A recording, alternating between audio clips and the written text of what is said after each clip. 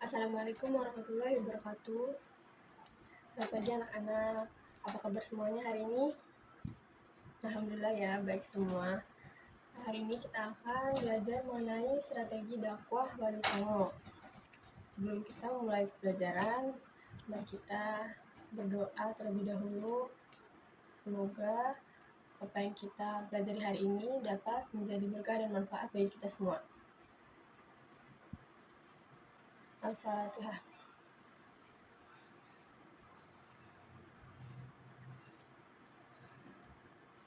Baik, sebelumnya Ibu absen terlebih dahulu ya. Yang pertama, Anita, Fauzan, Faiz, Renata,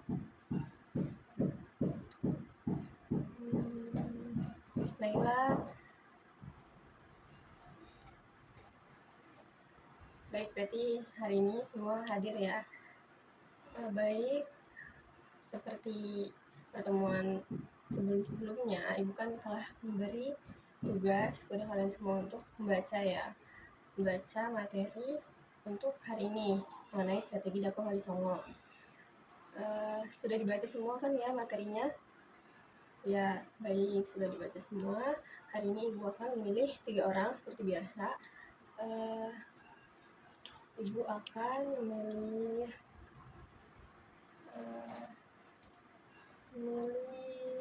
Naila. Silahkan Naila,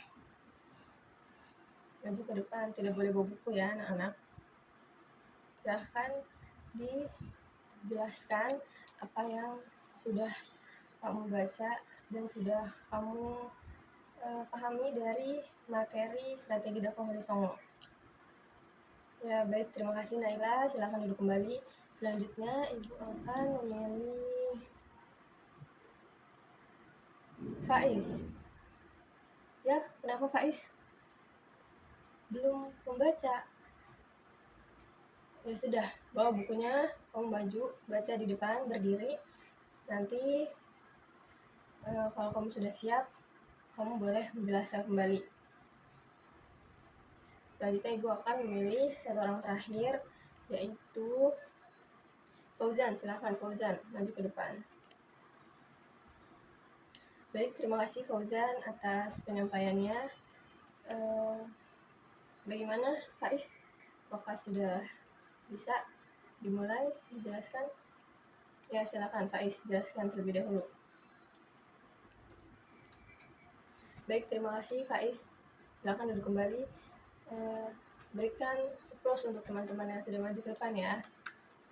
Baik, terima kasih untuk anak-anak yang sudah maju ke depan. Sekarang Ibu akan menjelaskan lebih detail lagi, lebih rinci lagi mengenai strategi dakwah Wali Songo. Sebagaimana yang sudah dijelaskan oleh teman-teman, oleh anak-anak yang tadi maju ke depan mengenai strategi dakwah Wali Songo. Strategi adalah suatu cara, suatu pendekatan, suatu taktik untuk mencapai suatu tujuan yang dituju. Jadi Wali Songo ini semuanya menggunakan pendekatan, menggunakan berbagai cara dalam menyebarkan agama Islam di zaman itu. Jadi yang pertama, Maulana Malik Ibrahim atau Sunan Gresik, beliau ini memiliki pendekatan kekeluargaan dan juga pendidikan. Jadi yang pertama kekeluargaan, karena beliau ini saat itu mempunyai putri dan ingin dijodohkan oleh raja dari kerajaan Majapahit. Namun pendekatan tersebut gagal karena rombongan yang ingin mengantarkan Sunan Gresik ini banyak yang terkena penyakit. Namun beliau akhirnya tidak jadi menikahkan putri beliau dan akhirnya mengganti pendekatannya menjadi pendekatan pendidikan, pendekatan dakwah dan juga pendidikan dengan mendirikan pesantren di Gresik saat itu. Dan beliau ini sangat gigih gitu dalam menyebarkan dakwah di pesantren, sehingga beliau ini dijuluki sebagai Bapak Spiritual Wali Songo, jadi sangat berjasa dalam mengislamkan masyarakat di Pulau Jawa saat itu. Yang kedua yaitu Sunan Ampel, yaitu Raden Rahmatullah. Beliau ini mulai dakwahnya dengan mendirikan pesantren di Apel Denta, Surabaya, yang menjadi pusat pendidikan para kader dai yang kemudian disebar ke seluruh Jawa. Jadi beliau ini mencetak para ulama dan nanti akan disebar di seluruh Jawa untuk menyebarkan keislaman ini. Seperti tokoh-tokoh yang beliau ajarkan yaitu Sunan Bonang, Sunan Derajat, Raden Patah. Tiga murid beliau ini sangat berperan penting dalam penyebaran Islam. Dan Sunan Ampel juga dikenal sebagai negarawan yang memiliki gagasan dalam mendirikan kerajaan Islam pertama di tanah Jawa. Selain mendidik para dai, beliau juga mengukuhkan Raden Patah sebagai Sultan Demak, sehingga Kesultanan Demak menjadi pusat penyebaran Islam di Indonesia. Dan Masjid Demak yang didirikan pada tahun 1478 menjadi pusat kegiatan keagamaan dan kemasyarakatan yang diprakarsai oleh Sunan Ampel bersama para wali songo lainnya. Dan yang ketiga ada Sunan Bonang atau Raden Maulana Makhdum Ibrahim. Jadi Sunan Bonang sangat memperhatikan tradisi dan budaya masyarakat Jawa pada saat itu, yang sangat menyukai seni dan juga pewayangan dari cerita Hindu dan juga Buddha. Nah, jadi beliau ini menggunakan pendekatan budaya. Beliau ini berusaha merubah dan mewarnai budaya, tidak sepenuhnya merubah, namun menyisipkan ajaran agama Islam dalam budaya tersebut. Jadi beliau menciptakan tembang atau syair yang berisi ajaran tauhid dan peribadatan Islam, seperti tembang Durma yang menggambarkan kehidupan dunia yang penuh tantangan. Nah, jadi karya-karyanya itu seperti Suluk, Sunan Bonang, dan Primbon. Jadi beliau itu menggunakan karya-karya tersebut sebagai media dakwah yang menggunakan bahasa Arab dan juga Jawa.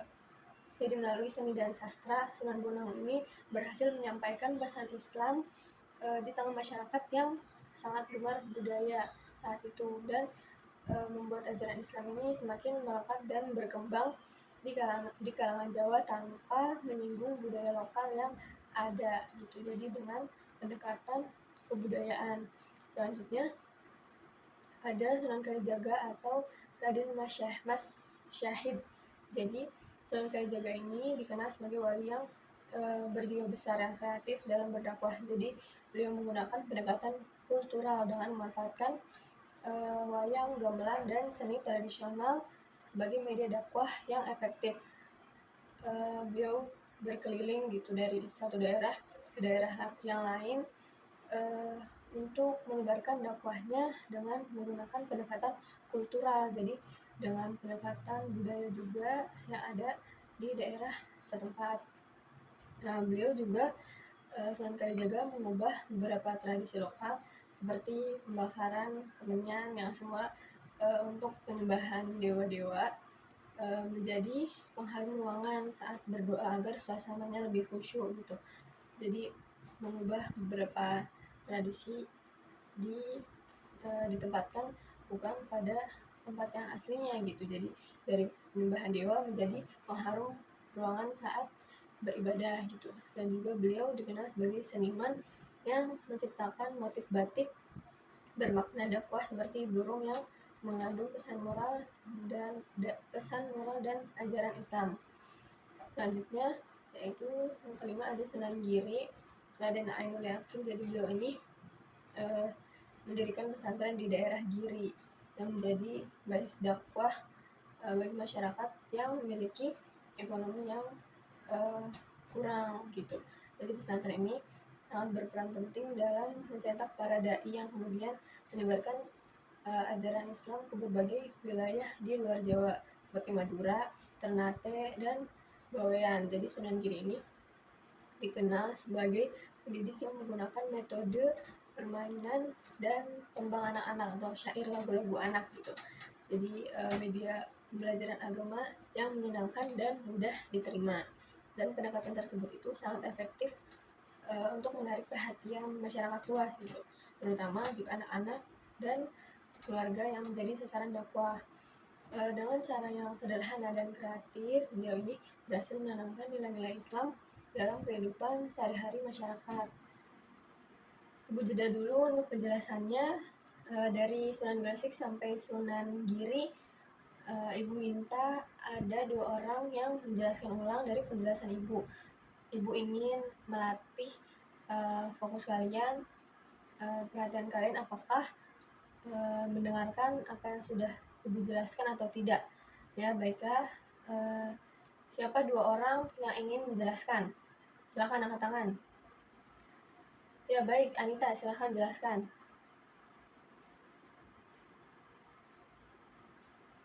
Baik, terima kasih Anita.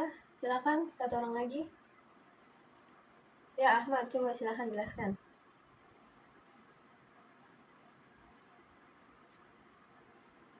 Baik, terima kasih Ahmad. Jadi sedikit kesimpulan dari pada pendekatan kelima Sunan ini, daripada Sunan Gresik sampai Sunan Giri, memiliki pendekatan yang hampir mirip. Jadi dari Sunan Gresik, Sunan Giri dan juga Sunan Ampel memiliki pendekatan pendidikan, yaitu mendirikan pesantren dan mengajarkan kepada anak muridnya, pada para santrinya. Sedangkan untuk Sunan Kalijaga dan juga Sunan Bonang, beliau ini beliau berdua memiliki pendekatan pada kultural gitu, pada